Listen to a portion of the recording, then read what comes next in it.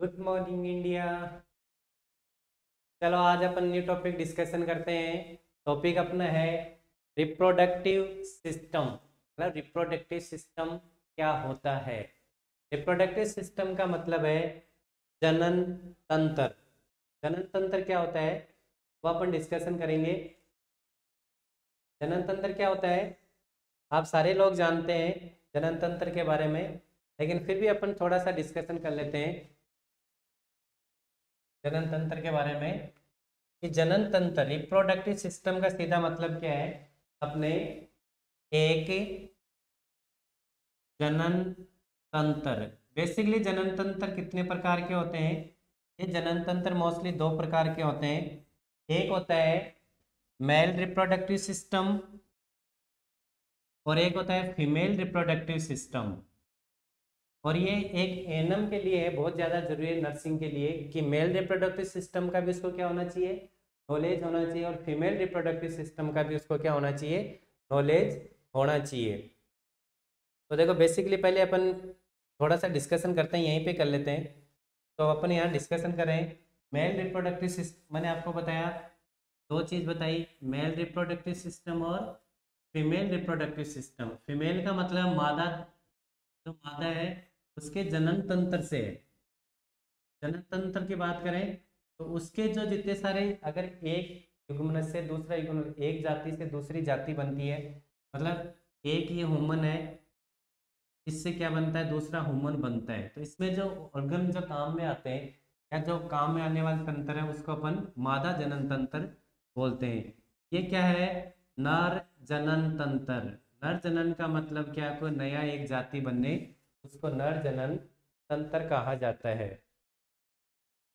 दूसरा अपने इसके अंदर आता है नर जनन तंत्र और मादा जनन तंत्र। तो अपने सबसे पहले अपन पढ़ते हैं इसके अंदर जो तंत्र पढ़ रहे हैं वो पढ़ते हैं अपन मादा जनन तंत्र। तो female reproductive system, female reproductive system में मतलब या मादा जनन तंत्र है।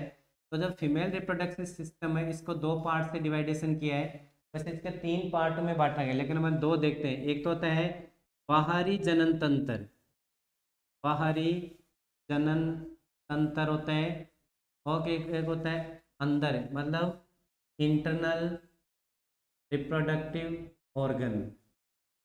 और तीसरी अपन बात है, एक होता है सहायक। सहायक का मैं यही रख देता हूँ। सहायक जो जनन तंत्र है वो अपने मादा का कौन सा होता है आप बताइए, ब्रेस्ट। जो ब्रेस्ट होते हैं मादा के, कितने ब्रेस्ट होते हैं, दो होते हैं, जिससे मादा क्या करती है अपने बच्चों को दूध पिलाती है। तो दूध पिलाने वाला जो ये सहायक अंग है जिसको अपन क्या बोलते हैं, ब्रेस्ट बोलते हैं। और दूसरा अपने इसके चीज है अपने, जैसे बाहरी जनन तंत्र। बाहरी जनन तंत्र का अपन बात करें कि जो एक मादा है उसके बाहरी जनन तंत्र कौन कौन से होते हैं। तो बाहरी जनन तंत्र में देखो क्लाइटोरियस होता है, लेबिया मेजोरा होता है, लेबिया माइनोरा होता है, और उसके बाद में वेजाइना होती है, हाइमेन होता है, वेस्टिबुल होती है। ये चीज़ क्या होती है उसके बाहरी जनन तंत्र।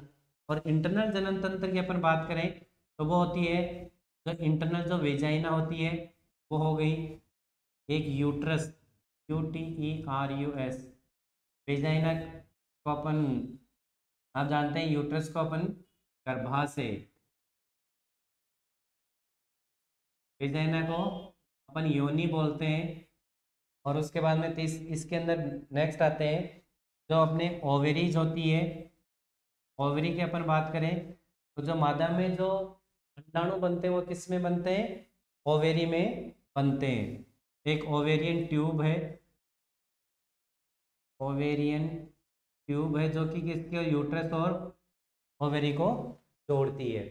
तो ये अपने कितने ऑर्गन हो गए, ये कौन कौन से ऑर्गन हो गए, वेजाइना हो गई इंटरनल ऑर्गन में, यूट्रस हो गया, ओवेरी हो गई और ओवेरियन ट्यूब हो गई। और बाहरी जनन तंत्र में अपने क्या पढ़ा था, लेबिया, एक मॉन्स प्यूबिस हो गया। ये अपन आगे पढ़ेंगे कहाँ होते हैं, मतलब यहाँ जनरल बेसिक मॉन्स प्यूबिस हो गया, एक क्लाइटोरियस हो गया। तीसरी एक चीज इसके अंदर हो गई अपने हाइमन हो गया, जस्ट जो मोस्टली पर किसी लड़की को जो पीरियड आता है उससे पहले उसकी जो वेजाइना पे एक लेयर लगी रहती है, उसको एक हाइमन बोलते हैं। और ये हाइमन टूटने के बाद ही क्या होता है, पीरियड उसका चालू होता है। नहीं तो ये वेजाइना को क्या करती है, कवर करके रखती है। तीसरी चीज इसके अंदर आता है मोन लेबिया मेजोरा, मेजोरा हो गया, और लेबिया माइनोरा हो गया। ये इसके क्या है, नाम है। इतने नामकरण पढ़ने के बाद में अपन पढ़ते हैं कि इसकी संरचना क्या होती है। और आप जानते हैं फीमेल है, जितने भी सारे हैं फीमेल को सबको पता होता है कि लेबिया क्या होता है। तो इसके अंदर मैंने यहाँ पे भी आप जैसे अपन डिस्कशन करें तो अपन में इसके आपको डायग्राम बताता हूँ, फिर अपन डिस्कशन करते हैं कि ये क्या होते हैं, फीमेल रिप्रोडक्टिव कौन से ऑर्गन है ये, एक्सटर्नल जेनिटेलिया की अपन बात करते हैं। तो अपने जैसे सहायक की अपन बात करी तो सहायक में अपने कौन से थे, सहायक में अपना था ब्रिस्ट, BREAST ब्रिस्ट। और ये अपने कौन से हैं, एक्सटर्नल। अपने तीन प्रकार के पढ़े थे, एक एक्सटर्नल पढ़ा था और एक पढ़ा था अपने इंटरनल। अपने कौन से ऑर्गन की बात कर रहे हैं, पहले एक्सटर्नल की बात कर रहे हैं, ठीक हो। तो ये आप इसके अंदर पूरा एक सब्जेक्ट है, आप पूरा पढ़ेंगे किसके अंदर, फीमेल रिप्रोडक्टिव सिस्टम, जिसके गायनिक है, कैसे एक बच्चा है, कैसे एक लेडीज है, उसका वेज वो पीरियड चालू, मेंस्ट्रुअल पीरियड चालू होता है, कैसे पीरियड चालू होने के बाद में उसमें स्पर्म ओव्यूम बनते हैं, और ओव्यूम बने कैसे उसका फर्टिलाइजेशन होता है, कैसे सेक्सुअल इंटरकोर्स होता है, सेक्सुअल कैसे बच्चा उसके यूट्रस में बड़ा होता है, कैसे बच्चा उसकी योनि से बाहर की तरफ आता है। ये इतनी सारी चीज़ पढ़ने के बाद में अपन क्या पढ़ते हैं कि कैसे बच्चे को दूध पिलाते हैं और कैसे बच्चे की केयर की जाती है, उस सब्जेक्ट को अपन बोलते हैं चाइल्ड हेल्थ नर्सिंग, शिशु रोग विज्ञान। और ये जो गायनी की पूरी पढ़ने वाली आप सेकंड ईयर में पढ़ेंगे, इसको अपन क्या बोलते हैं, ऑब्स्टेट्रिक एंड गायनेकोलॉजिकल। तो चलो अपन इसके बारे में पढ़ते हैं, ये क्या चीज़ होती है। देखो सबसे पहले अपन चीज़ पढ़ते हैं, मैंने आपको जो नाम बताए वही चीज़ है यहाँ पे, मॉन्स प्यूबिस होता है। ये जो बाल लगे होते हैं, यहाँ जो बालें होती हैं, तो ये जो एरिया है तो अपन क्या बोलते हैं, मॉन्स प्यूबिस बोलते हैं। तो ये आपकी एग्जाम में 100% आपको 2 बार क्वेश्चन मिलेगा। ये अपने एक्सटर्नल रिप्रोडक्टिव सिस्टम है और इंटरनल रिप्रोडक्टिव सिस्टम, दोनों का आपको 100% एक क्वेश्चन पक्का मिलेगा। और दोनों जगह फर्स्ट ईयर में भी मिलेगा और सेकंड ईयर में भी मिलेगा। तो ये जो एरिया, ये कौन सा एरिया कहलाता है, ये आपको एरिया कहलाता है मॉन्स प्यूबिस का। ये जो सबसे सेंसिटिव एरिया है इसको अपन क्या बोलते हैं, क्लाइटोरियस बोलते हैं। ये एक ह्यूमन बीइंग के पेनिस की तरह सेंसिटिव एरिया होता है, इसको टच करने के बाद में सेक्सुअल इंटरकोर्स की डिजायर उत्पन्न होती है।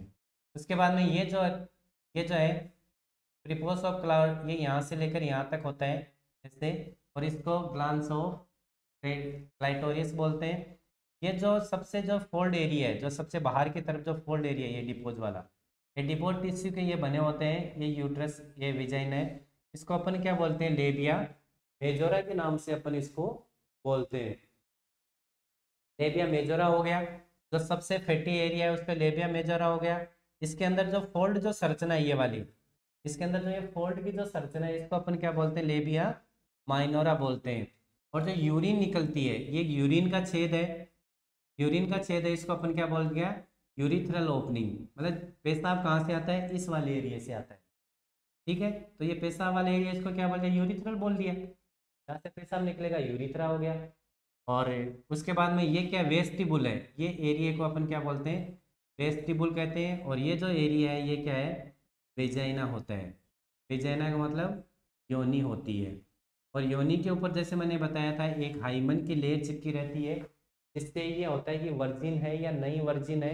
और ये हाइमन जब टूट जाता है, या तो सेक्सुअल इंटरकोर्स के ड्यूरेशन टूट सकता है, या साइकिलिंग चलाने से टूट सकती है, या फिर जैसे पीरियड चालू होता है, कौन सी एज में पीरियड चालू होते हैं जनरली, 13 ईयर में। तो 13 ईयर में चालू होगा तो ये हाइमन का क्या होगा, टूटना कंपल्सरी है। ये नहीं टूटेगा तो क्या नहीं होगा, ब्लीडिंग नहीं होगी, मतलब पीरियड की जो ब्लीडिंग आती है वो बाहर की तरफ नहीं निकलेगी। और ये जो एरिया है इसको अपन क्या बोलते हैं, एनस बोलते हैं। और ये जो जितना ये एरिया है इसको अपन क्या बोलते हैं, पेरिनियम बोलते हैं। तभी तो अपन जैसे किसी की मदर को डिलीवरी होती है तो अपन इसको एक कट लगाते हैं करके, ये से कट लगाते हैं, क्योंकि बच्चे का जो सर है वो थोड़ा बड़ा होता है, इसलिए इजीली बाहर आ जाए, इसलिए वेजाइना को कट लगाते हैं। और इस कट को अपन क्या बोलते हैं, इपिसीमियोटोमी। ये आप सेकंड ईयर में पढ़ेंगे सारी चीज़ें डिटेल से।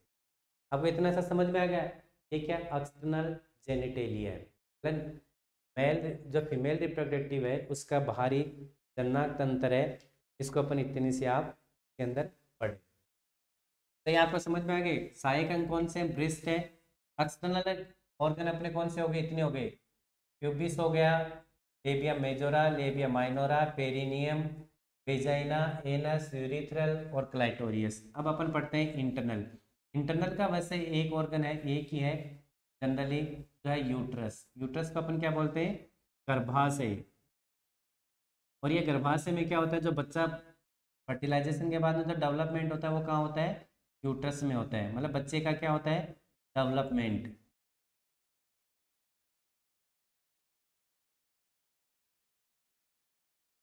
समझ गए इतना सा? तो चलो अपन इसके बाद में नेक्स्ट पढ़ते हैं। ये इसका नहीं है, ये है, ये अपने क्या है, रिप्रोडक्टिव सिस्टम, फीमेल रिप्रोडक्टिव का इंटरनल रिप्रोडक्टिव, मतलब आंतरिक जनन तंत्र। ये आपको 100% क्वेश्चन याद में रखना है। ये क्वेश्चन भी आपकी एग्जाम में आ सकता है। क्वेश्चन ऐसे आएगा, गर्भाशय की संरचना बनाइए और उसके नामकरण कीजिए। तो नामकरण करने के बाद में अपन को इसके अंदर आती है कि वो क्या चीज आती है, कि ये एक यूट्रस है। देखो जो योनि है वो एक्सटर्नल एनवायरनमेंट से चल के बाहर तक आती है, यहाँ तक 10 सेंटीमीटर लॉन्ग होती है। सेक्सुअल इंटरकोर्स के ये काम आती है। तो यहाँ तक ये क्या हुई, योनि हो गई। उसके बाद में ये जो पार्ट है ये इतना क्या हो गया, ये सर्विक्स हो गया।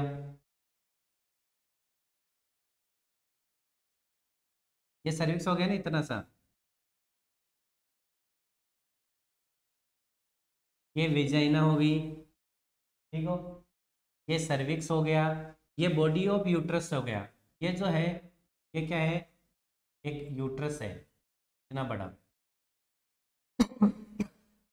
ये यूट्रस से ये क्या जुड़ी हुई है, ये जुड़ी हुई है ओवेरी जिसको बोलते हैं। तो अपने देखो ये इसका बॉडी पार्ट है, इसको अपन क्या बोलते हैं, ये इतना बड़ा यूट्रस है। और इस ऊपर वाले पार्ट को अपन क्या बोलते हैं, फंडस बोलते हैं। और ये जो लिगामेंट से कौन जुड़ी हुई है, ओवेरी जुड़ी हुई है। और ये जो यूट्रस का पार्ट है फेलोपियन ट्यूब, तो अपन क्या बोलते हैं, फेलोपियन ट्यूब से बोलते हैं। इनफंडिबुलम बोलते हैं जहाँ से ये जुड़ा हुआ है। अब देखो इसकी इंटरनल स्ट्रक्चर में देखो पहले नंबर का आता है, एक तो आता है वेजाइना।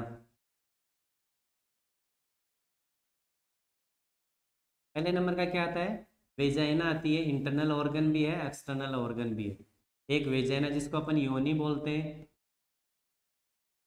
यूट्रस को अपन क्या बोलते हैं, एक होता है यूट्रस, इसको अपन क्या बोलते हैं, गर्भाशय। इसके बच्चा फर्टिलाइजेशन होने के बाद में पूरा डेवलपमेंट होता है। एक ओवेरी होती है, ओवेरी का मतलब जिसमें अंडाणु बनते हैं, ये अंडाणु बनते हैं इसके अंदर। और यही अंडाणु और स्पर्म, मेल से बनने वाले को क्या बोलते हैं, स्पर्म। इन दोनों का फर्टिलाइजेशन होता है तो क्या बनता है, बच्चा पैदा होती है। और बच्चा बनता है, जाइगोट बनता है। और जाइगोट बनने से ही बच्चा बनता है, बच्चा बनने से ही वो प्रेग्नेंट होती है। और उसके बाद में इसके वो एक हो गया fallopian tube, fallopian tube, fallopian tube होगी। ये अपने इसके कितने क्या हैं, इंटरनल ऑर्गन के, एक रिप्रोडक्टिव सिस्टम के इंटरनल के पार्ट है। तो देखो ये ओवेरी है, जब सेक्सुअल इंटरकोर्स होता है तो यहाँ से ये क्या होता है, जो क्या बोलते हैं इसको, सेक्सुअल इंटरकोर्स में कौन होता है, पेनिस होता है। पेनिस से जो स्पर्म निकलता है वो कहाँ तक पहुँचा है, सेक्सुअल इंटरकोर्स इस वेजाइना में आ जाता है। वेजाइना के बाद में वो स्पर्म मूवमेंट करता हुआ कहाँ तक जाता है, यूट्रस में आ गया। यूट्रस से वो फेलोपियन ट्यूब में होके वो कहाँ तक जाता है, इनफंडिबल, ये फिम्ब्रिया, यहाँ तक आ जाता है। और इसमें क्या होते हैं, अंडाणु होते हैं। ये अंडाणु की इनफंडिबुलम से इसे जुड़े हुए हैं तो ये बाहर की तरफ आ जाते हैं। तो ये स्पर्म और ये वेजाना दोनों फर्टिलाइजेशन करके कर लेते हैं। और ये फर्टिलाइजेशन होता है तब भी मदर क्या होती है, प्रेग्नेंट होती है। जब तक ये फर्टिलाइजेशन नहीं होगा तब तक वो प्रेग्नेंट नहीं होगी। फिर ये अंडाणु जाइगोट बन गया, ये वापस आके यहाँ पे चिपक जाता है और पूरा ये यूट्रस में क्या होता है, इसका पूरे का डेवलप, एक बच्चे का डेवलपमेंट होता है।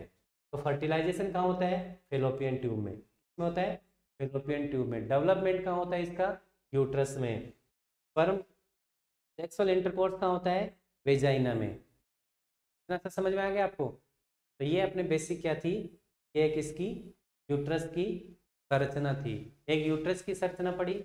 और अपन जैसे जनरल बेसिक अपन छोटा चीज़ पढ़ते हैं, ये होती कहाँ है, ये देखो एक डायग्राम है छोटा सा, देखो इसमें ये एक वेजाइना होती है 10 सेंटीमीटर लॉन्ग होती है। ये देखो आगे यूट्रस जुड़ा हुआ है, ये भी 200 का, लगभग 200 से 250 ग्राम के लगभग ही होता है इसका। और ये फूल के फिर कितने 900 ग्राम तक हो जाता है। मतलब एक बिना प्रेग्नेंट लेडीज का कितना यूट्रस बहुत छोटा सा होता है, 250 ग्राम के लगभग का होता है। उसके बाद में अपन देखो इसका डिस्कशन करते हैं। ये एक वेजाइना है, ये अपने क्या है, एक फीमेल की ये यूरिथ्रल ओपनिंग है, जहाँ से यूरिन निकलता है, ये वेजाइना है। ठीक है, ये इसका सिचुएटेड है, ये इसका पेट है। पीछे की तरफ ये क्या होता है, क्या होता है, ये यूट्रस है, ये इसका ब्लैडर है, यहाँ पे यूरिन कलेक्शन होके रखता है। तो आप इतनी सी इसमें चीज़ आपको समझ, मैं उम्मीद करता हूँ कि आपको इसमें इतनी चीज़ समझ में आई होगी। और उसके बाद में नेक्स्ट अपन डिस्कशन करते हैं female male reproductive system. Male reproductive system क्या होता है, मेल रिप्रोडक्टिव सिस्टम में जो होता है वो ये होता है कि मेल रिप्रोडक्टिव सिस्टम भी नर जननांग होता है, जो कि मोस्टली सेक्सुअल इंटरकोर्स के भी काम आता है, यूरिन पास आउट करने के भी काम आता है। तो इसके अंदर अपन चीज़ें पढ़ेंगे कि इसके अंदर क्या होता है मेल रिप्रोडक्टिव सिस्टम। तो मेल रिप्रोडक्टिव सिस्टम में अपन पढ़ रहे हैं नर जननांग का। तो इसमें देखो नर जननांग के बारे में मैं थोड़ा सा आपको डिटेल बता दूं, बस आपके एग्जाम में क्वेश्चन भी आता है ये भी। देखो ये एक यूरिनरी ब्लैडर है, अपने वहाँ पे पढ़ा था,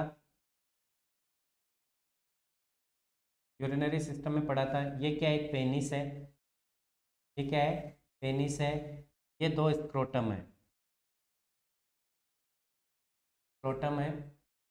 और इस स्क्रोटम से ये जो टेस्टिस है और स्क्रोटम, इसके थ्रू ये जो जा रही है इसको अपन क्या बोलते हैं, ये सेमिनल वेसिकल्स है। और जो ट्यूब बाहर जा रही है इसको डक्टस डिफरेंस बोलते हैं। इसके थ्रू जो स्पर्म बनते हैं यहाँ पे, मेल में स्पर्म कहाँ बनते हैं, टेस्टिस में। और फीमेल में ओविम कहाँ बनते हैं, ओवेरी में।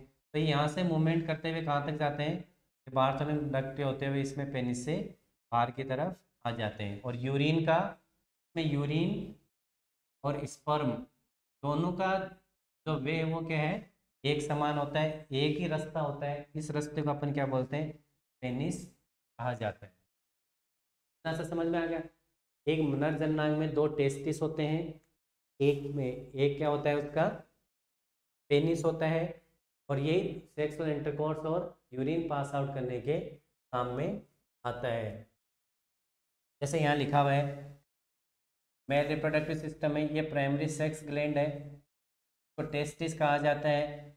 और ये किस क्या हार्मोन करते हैं, मेल सेक्स हार्मोन सीक्रेट करते हैं। मेल सेक्स मतलब जो नर के लिए जो इम्पोर्टेंट है वो सेक्स हार्मोन करते हैं।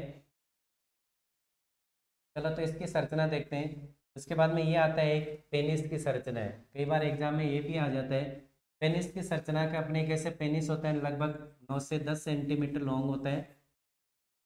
और ये 9 से 10 सेंटीमीटर लॉन्ग होने के बाद में इसमें ये जो अंदर जो लगी हुई है, इसी के थ्रू क्या आता है, स्पर्म और यूरिन पास आउट होता है। स्पर्म एंड यूरिन दोनों एक ही रास्ते से पास आउट होते हैं। इतना सा आपको समझ में आया इसके अंदर। नेक्स्ट इसके चीज है, ये देखो ग्लान पेनिस होता है, इसका बाहर की तरफ एक ग्लान पेनिस है। ये यूरिथ्रा है जिससे मैंने आपको बताया, देखो यूरिन और स्पर्म दोनों एक ही जगह से निकलते हैं। और इसकी साइज कितनी, 9 से 10 सेंटीमीटर ये लॉन्ग होता है। सेक्सुअल इंटरकोर्स में काम में आता है। से इसके अंदर जनरल मेल नर जननांग तंत्र तथा नेक्स्ट इसके बाद में आता है ये एक स्क्रोटम होता है। स्क्रोटम का मतलब क्या होता है कि इसके अंदर क्या बनते हैं, इसके अंदर क्या बनते हैं, मोस्टली स्पर्म बनने का काम करते हैं। कौन? स्पर्म कहाँ बनते हैं? इसके अंदर, टेस्टिस में। और ये जो स्पर्म बनते हैं इसके अंदर, इन्हीं स्पर्म से क्या होती है, एक पीढ़ी से दूसरी जो पीढ़ी है वो चलती है, मतलब नर जन एक जो पीढ़ी से दूसरी पीढ़ी बनती है। और इसमें जो इसको अपन क्या बोलते हैं, स्पर्म बोलते हैं। स्पर्म का मतलब बीज होता है। तो अगर सरसों का बीज, अगर बाजरे का बीज बोएंगे तो क्या निकलेगा, बाजरा निकलेगा। वैसे ही स्पर्म का अगर बीज बोएंगे तो क्या होगा, उसका एक नर या मादा का जन्म होगा। इतना से एक जनरली अपने सिस्टम, देखो जनरली सिस्टम के बाद में इसका मोस्ट जो इम्पोर्टेंट है वो है कौन सा है, मेल रिप्रोडक्टिव सिस्टम नहीं है, फीमेल रिप्रोडक्टिव सिस्टम। समझ में इतना सा, फीमेल रिप्रोडक्टिव सिस्टम क्या है, एक मादा है वो कैसे गर्भ धारण करती है, गर्भ धारण करने से लेकर और कैसे उसके अंदर क्या होती है, एक दूसरी पीढ़ी बनती है। तो अपने इतने से इसके अंदर बहुत छोटा सा टॉपिक था, और इसका डिटेल के अंदर जो स्टडी पढ़ेंगे वो आप कहाँ पढ़ोगे, एक उसके सब्जेक्ट है, आपके पूरा सब्जेक्ट है जिस सब्जेक्ट को अपन बोलते हैं ऑब्स्टेट्रिक है गायनिकोलॉजी। कैसे फर्टिलाइजेशन होता है, कैसे मेंस्ट्रुअल पीरियड आता है। मेंस्ट्रुअल पीरियड कितने दिन का होता है, मेंस्ट्रुअल पीरियड कितने दिन का होता है, 28 दिन का। कौन सी एज में चालू होता है, 13 ईयर में। और जब ये पीरियड चालू हो जाते हैं तो वो क्या, जो गर्ल्स है वो किसके लायक हो जाती है, एक मादा, माँ बनने के लायक हो जाती है। मतलब उसमें क्या होता है, ओव्यूम, ओव्यूम का बनना चालू हो जाता है।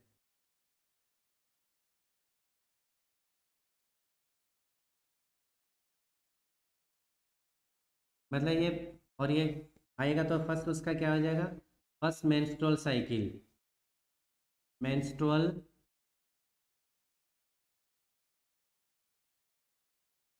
मेंस्ट्रुअल साइकिल चालू हो जाता है, मतलब पीरियड उसके चालू हो जाते हैं। और ये पीरियड चालू होता है उसी से ही क्या होती है, माता एक प्रेग्नेंट होती है।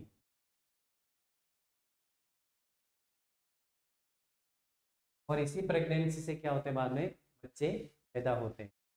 तो अपने इतने से मैं एक मेल रिप्रोडक्टिव सिस्टम के मैंने बारे में आपको बताया, बहुत छोटी सी चीज़ें हैं। मैं आपको दोबारा इसकी चीज़ें बता दूं कि जो फीमेल रिप्रोडक्टिव सिस्टम है, फीमेल रिप्रोडक्टिव सिस्टम है उसको 3 पार्ट से डिवाइडेशन किया गया है।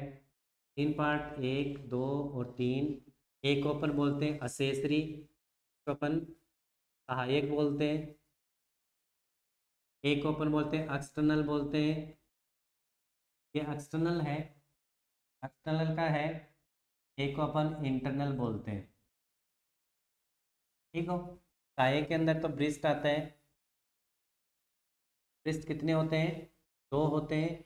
इसे ये क्या बनाते हैं, दूध का या मिल्क का निर्माण करते हैं। और बच्चे को क्या देते हैं, जो बच्चों को मिल्क देते हैं उसको कोलोस्ट्रॉम बोल, ब्रेस्ट फीडिंग करवाती है।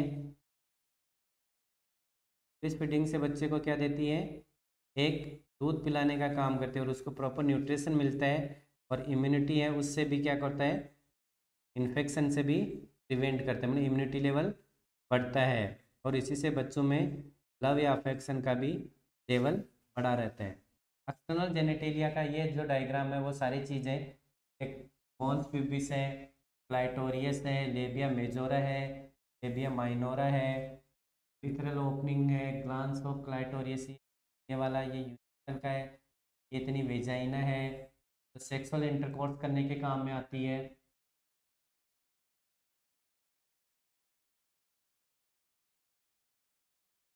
ये एनस है जहाँ से लेटरिन पास आउट होती है। ये जो एरिया पेरिनियम का है, ये इतना एरिया पेरिनियम का है। मोस्टली जैसे डिलीवरी होती है उस ड्यूरेशन एपिसीमेटोमी करने के काम आती है, मतलब एक कट लगाते हैं ऐसे दोनों साइड पे, ऐसे भी एक तरफ कट लगाते हैं बच्चा इजीली बाहर की तरफ आ जाए।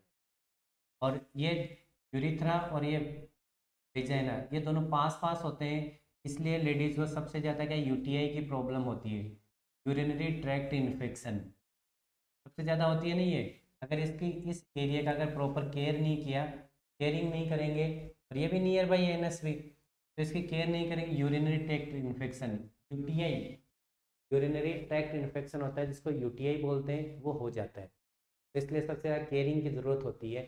पीरियड आने से पहले भी केयर करते हैं, पीरियड के ड्यूरेशन भी करते हैं, पीरियड के जाने के बाद में केयर रखते हैं। तो ये चेंज हो गए एक्सटर्नल के अंदर। इंटरनल के अंदर मोस्टली जो इम्पोर्टेंट है वो है यूट्रस है, तो अपना आपका यूट्रस है, ओवेरी है, ये अपने किसके क्या है, इसके डायग्राम। ये इतना सा आपने क्या था, एक फीमेल या मेल रिप्रोडक्टिव सिस्टम का छोटा सा आपके पार्ट था। चलो ठीक है, हम आपसे आशा करते हैं आप कंटिन्यूटी बनाए रखेंगे। चलो ओके, थैंक यू।